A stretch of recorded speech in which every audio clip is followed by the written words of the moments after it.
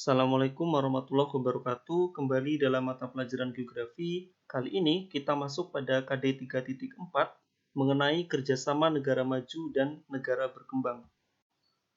Tujuan pembelajaran pada pertemuan kali ini adalah menjelaskan hambatan pasar bebas di Indonesia, langkah-langkah menghadapi pasar bebas, dan menjelaskan strategi pembangunan Indonesia untuk menjadi negara maju. Materi yang pertama yaitu mengenai hambatan pasar bebas. Hambatan yang perlu diperhatikan dalam menghadapi pasar bebas adalah mutu pendidikan tenaga kerja masih rendah, ketersediaan dan kualitas infrastruktur masih kurang. Hal ini tentu saja memengaruhi kelancaran arus barang dan jasa, sektor industri yang rapuh karena kebergantungan akan impor bahan baku dan setengah jadi, keterbatasan pasokan energi, dan lemahnya Indonesia menghadapi serbuan barang impor. Selanjutnya yaitu langkah menghadapi pasar bebas. Dalam menghadapi pasar bebas, langkah-langkah yang diambil antara lain yaitu dalam bidang pendidikan, langkah-langkah yang dilakukan antara lain dengan pengembangan kurikulum pendidikan yang sesuai dengan kebutuhan pasar bebas. Dalam bidang perindustrian, langkah-langkah yang dilakukan antara lain penerapan strategi ofensif dan defensif. Yang dimaksud dengan strategi ofensif yaitu meliputi penyiapan produk-produk unggulan seperti industri kakao, karet, minyak, tekstil dan produk tekstil, alas kaki kulit, mebel, makanan dan minuman, pupuk dan petrokimia, otomotif, mesin dan peralatan, serta produk logam, besi, dan baja. Sementara itu, strategi defensif dilakukan melalui penyusunan standar nasional Indonesia untuk produk-produk manufaktur. Dan dalam bidang perdagangan, langkah-langkah yang dilakukan antara lain dengan membangun pasar, pengembangan usaha mikro, kecil, dan menengah atau UMKM, serta peningkatan penggunaan produk dalam negeri. Materi yang selanjutnya yaitu strategi pembangunan Indonesia untuk menjadi negara maju. Yang pertama yaitu Indonesia yang mandiri, maju, adil, dan makmur. Ini merupakan visi pembangunan nasional tahun 2005 sampai 2025. Adapun yang dimaksud dengan bangsa mandiri adalah bangsa yang mampu mewujudkan kehidupan sejajar dan sederajat dengan bangsa lain yang telah maju dengan mengandalkan pada kemampuan dan kekuatan sendiri. Kemandirian suatu bangsa tercermin antara lain pada ketersediaan sumber daya manusia yang berkualitas dan mampu memenuhi tuntutan kebutuhan dan kemajuan pembangunannya, kemandirian aparatur pemerintah dan aparatur penegak hukum dalam menjalankan tugasnya, kebergantungan pada pembiayaan pembangunan yang bersumber dari dalam negeri yang makin kokoh, sehingga kebergantungan pada sumber dari luar negeri menjadi kecil, dan kemampuan memenuhi sendiri kebutuhan pokok. Secara lebih mendasar lagi, kemandirian sesungguhnya mencerminkan sikap seseorang atau sebuah bangsa mengenai dirinya, masyarakatnya, serta semangatnya dalam menghadapi tantangan-tantangan. Yang kedua yaitu Indonesia yang maju. Tingkat kemajuan suatu bangsa dinilai berdasarkan berbagai ukuran. Kemajuan suatu bangsa juga diukur berdasarkan indikator kependudukan. Ada kaitan yang erat antara kemajuan suatu bangsa dengan laju pertumbuhan penduduk, termasuk derajat kesehatan. Ditinjau dari tingkat perkembangan ekonomi, kemajuan suatu bangsa diukur dari tingkat kemakmurannya yang tercermin pada tingkat pendapatan dan pembagiannya.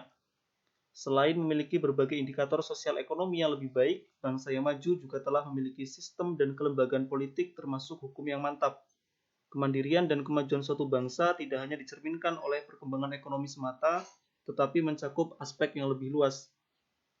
Adapun untuk mewujudkan Indonesia yang adil dan makmur, pembangunan bangsa Indonesia tidak hanya sebagai bangsa yang mandiri dan maju, tetapi juga bangsa yang adil dan makmur.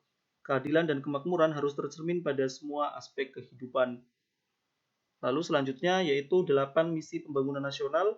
Visi pembangunan nasional diwujudkan melalui 8 misi pembangunan nasional, yaitu mewujudkan masyarakat berakhlak mulia, bermoral, beretika, berbudaya, dan beradab berdasarkan falsafah Pancasila, mewujudkan bangsa yang berdaya saing, mewujudkan masyarakat demokratis berlandaskan hukum, mewujudkan Indonesia aman, damai, dan bersatu, mewujudkan pemerataan pembangunan dan berkeadilan, mewujudkan Indonesia asri dan lestari, mewujudkan Indonesia menjadi negara kepulauan yang mandiri, maju, kuat, dan berbasiskan kepentingan nasional, dan mewujudkan Indonesia berperan penting dalam pergaulan dunia internasional. Selanjutnya yaitu tahapan dan skala prioritas pembangunan nasional. Pembangunan jangka panjang membutuhkan tahapan dan skala prioritas yang akan menjadi agenda dalam rencana pembangunan jangka menengah.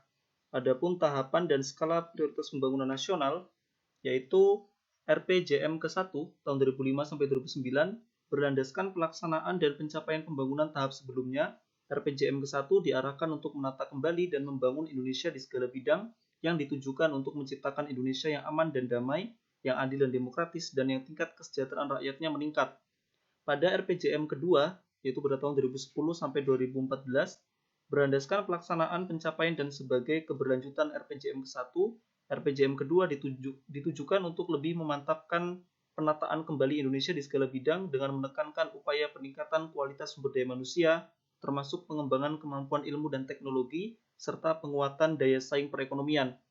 Pada RPJM ketiga, pada tahun 2015 sampai 2019, berlandaskan pelaksanaan pencapaian dan sebagai keberlanjutan RPJM kedua, RPJM ketiga ditujukan untuk lebih memantapkan pembangunan secara menyeluruh di berbagai bidang dengan menekankan pencapaian daya saing kompetitif perekonomian, berlandaskan keunggulan sumber daya alam dan sumber daya manusia berkualitas, serta kemampuan ilmu dan teknologi yang terus meningkat.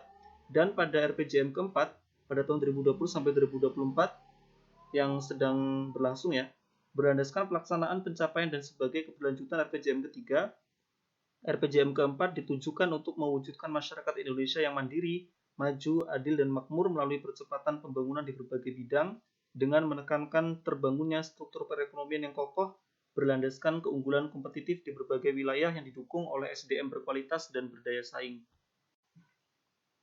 Materi yang terakhir yaitu mengenai strategi pembangunan nasional dalam RPJMN 2015-2019 dan mungkin juga dapat dipergunakan dalam pembangunan nasional pada RPJMN yang keempat pada tahun 2020-2024. RPJM nasional memuat strategi pembangunan nasional.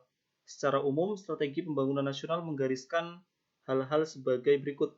Yang pertama yaitu norma pembangunan yang diterapkan dalam RPJMN 2015-2019 adalah membangun untuk meningkatkan kualitas hidup manusia dan masyarakat. Setiap upaya meningkatkan kesejahteraan, kemakmuran, produktivitas tidak boleh menciptakan ketimpangan yang makin melebar yang dapat merusak keseimbangan pembangunan, dan aktivitas pembangunan tidak boleh merusak, menurunkan daya dukung lingkungan, dan mengganggu keseimbangan ekosistem. Adapun tiga dimensi pembangunan, yaitu dimensi pembangunan manusia dan masyarakat, dimensi pembangunan sektor unggulan dengan prioritas kedaulatan pangan, kedaulatan energi, dan ketenaga listrikan yang dilakukan dengan memanfaatkan sebesar-besarnya sumber daya energi berupa gas, batu bara, dan tenaga air dalam negeri, kemaritiman dan kelautan, dan pariwisata serta industri. Yang ketiga yaitu dimensi pemerataan dan kewilayahan. Pembangunan harus dapat menghilangkan atau memperkecil kesenjangan yang ada, baik kesenjangan antar kelompok pendapatan maupun kesenjangan antar wilayah dengan prioritas wilayah desa untuk mengurangi jumlah penduduk miskin karena sebagian besar dari mereka tinggal di desa, wilayah pinggiran, luar Pulau Jawa, dan kawasan timur Indonesia. Kondisi sosial politik, hukum, dan keamanan yang stabil diperlukan sebagai prasyarat pembangunan yang berkualitas. Kondisi tersebut memerlukan kepastian dan penegakan hukum, keamanan dan ketertiban, politik dan demokrasi, dan tata kelola dan reformasi birokrasi. Yang terakhir yaitu adanya quick wins atau hasil pembangunan yang dapat segera dilihat hasilnya. Demikian materi yang dapat disampaikan pada pertemuan kali ini. Bapak akhiri, Assalamualaikum warahmatullahi wabarakatuh.